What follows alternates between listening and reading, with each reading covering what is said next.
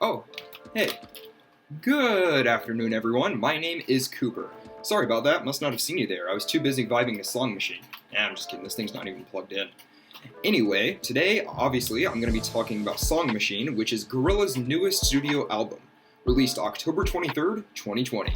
There was a lot of hype built up to this prior, and honestly, I wish I could play some of this album in the background during this video, but, you know.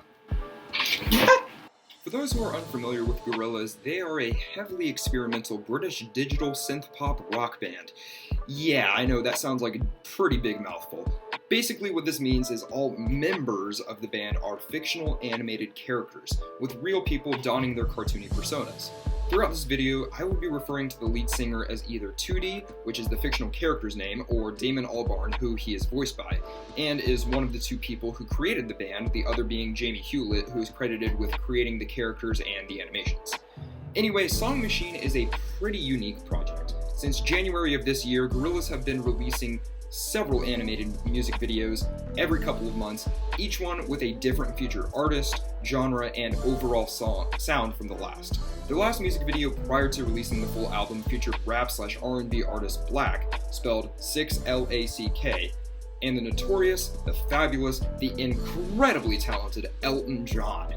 During this video's live stream, right before the music video played, Gorillaz announced that the full album was releasing on October 23rd, and features that would be present on the album, including a confirmation that an unreleased song with Beck that some skilled fans managed to leak to the internet would indeed make an appearance. But this wasn't all. Song Machine wasn't just an album that was coming out in October.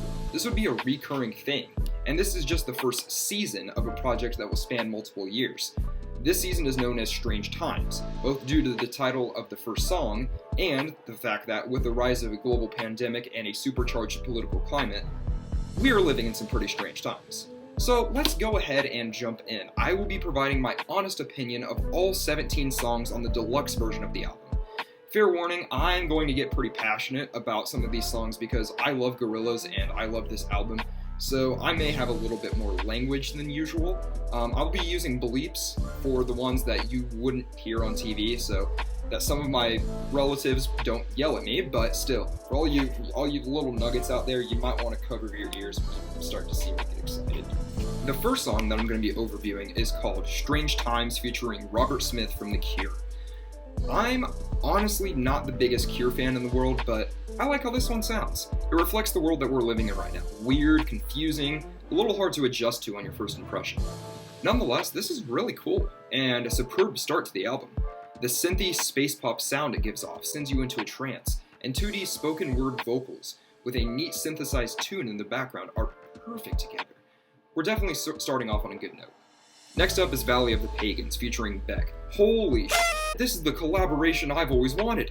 I'm honestly a pretty big fan of Beck, and I always enjoy his experimentation and fusion of multiple genres, which is something that Gorillaz also do often. So I knew from the start that these two artists worked just so well together, and yeah, this song is everything I asked for and more. Easily one of my favorites. It's just such a damn good song, plain and simple as that. The last chord follows that up. It's featuring Lee John, and it's a pretty solid song. Nothing that stands out too much, but I still really enjoy it. It's a good song to chill out to, especially with the presence of the flute that is used. With a band that experiments so often as Gorillaz, I can't think of a single song by them that has used a flute prior to this one. And it's a nice touch. I enjoy it. Song number 4. It's Pac-Man time, baby! Yeah, Pac-Man's one of my favorites. The synthesized retro-style background absolutely kicks ass, and Schoolboy Q being featured on this track is outstanding. His verses demonstrate some in-depth discussions on political commentary, his flow is sublime, and he just sounds great alongside Damon Albarn. My only complaint is that I wish this song were longer because of how much I enjoy it. Chalk Tablet Towers is next. And, I mean, it's solid. It's like The Lost Chord, it's a pleasant song, but it's not something that really stands out to me. I don't dislike it, not in the least bit. I really do think it's solid. It's just not one of the best songs on the album. Hey Cooper, are we on track 6 yet? Yeah, Cooper, I'm pretty sure we're on track 6. Oh, hell yeah! I get to cover track 6 now. Yes, track number 6. Let me show you what listening to this song's like. Yeah, so track 6 is The Pink Phantom featuring Black and Elton John. This is just beautiful. 2D harmonizes so perfectly with Elton. with a mellow combination that is smoother than the melted butter that my grandma puts on her homemade mashed potatoes on Thanksgiving. Although, Black's rapping gets on a lot because it's heavily auto-tuned and just so different than the style of Elton and Damon. I'm not the biggest fan of it personally, but I don't hate it, and I'm not going to be a to the guy like some other fans just because the sound contracts a bit. Just gonna spill some tea there. I especially like when all three artists come in at the end because even though Black's style is very different, he provides some good harmony that makes Pink Phantom another highly noteworthy song on the album.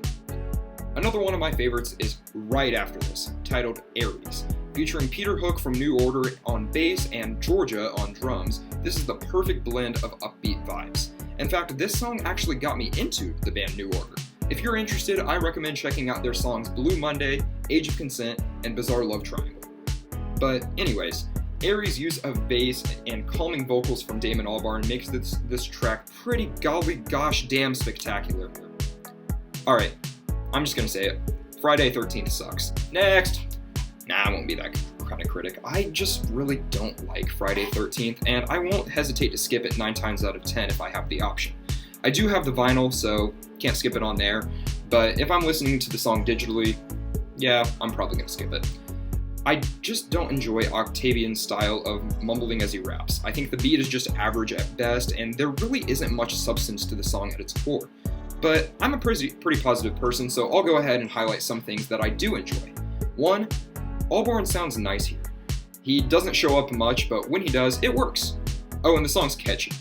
This doesn't inherently mean that the song is good, but I find myself singing along a lot of the times that I hear it, so take that how you will.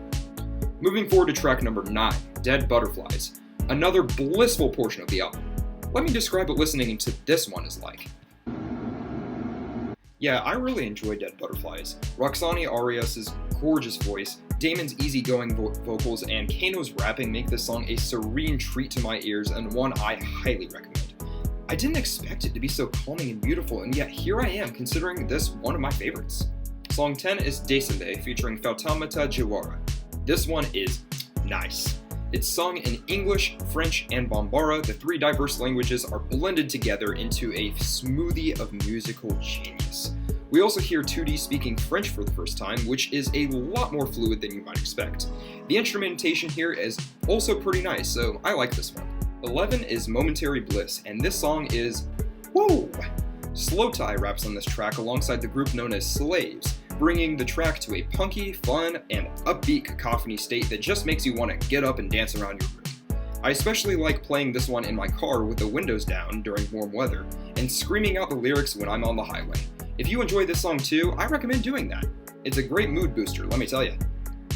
I'm going to go ahead and group songs 12, 13, 14, and 15 together as the weirder songs on the album. But that's not a bad thing at all. I like how strange and experimental these get because if there's one word besides weird to describe them as, it's creative. My friend Andrew, whom I listened to this album's premiere with, described Opium featuring Earth Gang as what would happen if Donkey Kong Country for Super Nintendo had a computer-based level. I honestly think that's pretty accurate. It sounds like it's in a digital jungle, which is really unique. Simplicity is next, and it's alright, definitely harder to understand with lyrics from Damon and Jonas Policewoman that are almost whispered. But it's a respectable weird song nonetheless.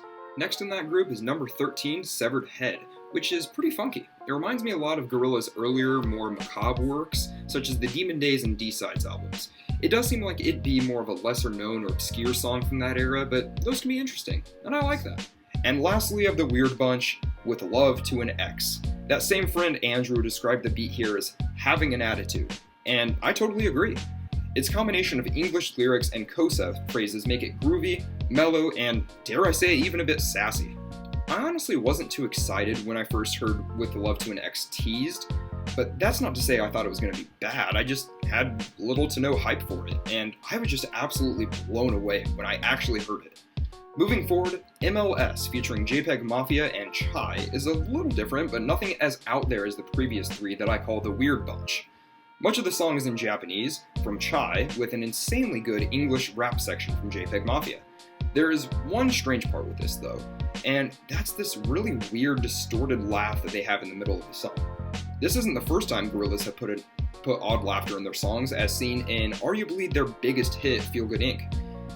I just didn't enjoy MLS's laughter, but maybe one day I'll learn to love it like I did with Feel Good Inc. And last but not least, the 17th song on the album, How Far, featuring Tony Allen and Skepta. This one was made as a tribute to Tony Allen, who had worked with Damon Albarn on other projects and unfortunately passed away earlier this year. I like this song, but it definitely took some time for it to grow on me.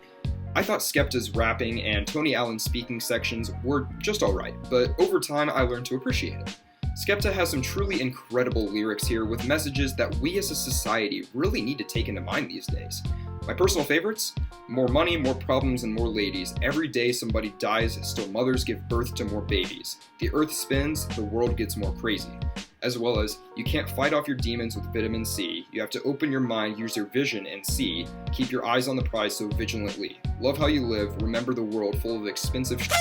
Can't forget the poor cause you're friends with the rich. Stay true to the mold, I ain't gonna switch. I honestly pronounce vitamin as vitamin, but that's how he raps it there, and that flow is really good. Overall, Song Machine is an absolute hit. There are some odd choices, and one song that I think absolutely sucks, but think about it. Even the songs that don't stand out are good enough to be enjoyed on their own, and there are quite a few that really captured my attention. As a result, it's safe to say that I think this is Gorillaz' best album since the release of Plastic Beach in 2010. Yeah, so I think this album is pretty worthy of a pretty high score. Yeah, so I'm gonna give Song Machine a solid 9.5 out of 10, and this is just due to the fact that there are only incredibly minor critiques that I have, and the high points completely submerge those. It's just a really good album all the way through, and I highly recommend it to people who love experimentation, who love fusion of genres, and who just want to hear something that outright sounds good. Anyways, thank you all so much for watching. I know I've been gone for a little while. I just want to make these videos when I have free time. There's never going to be a schedule. I just will do these whenever I feel like it. And I hope you enjoy. Please stay tuned for future episodes. And as always, stay groovy.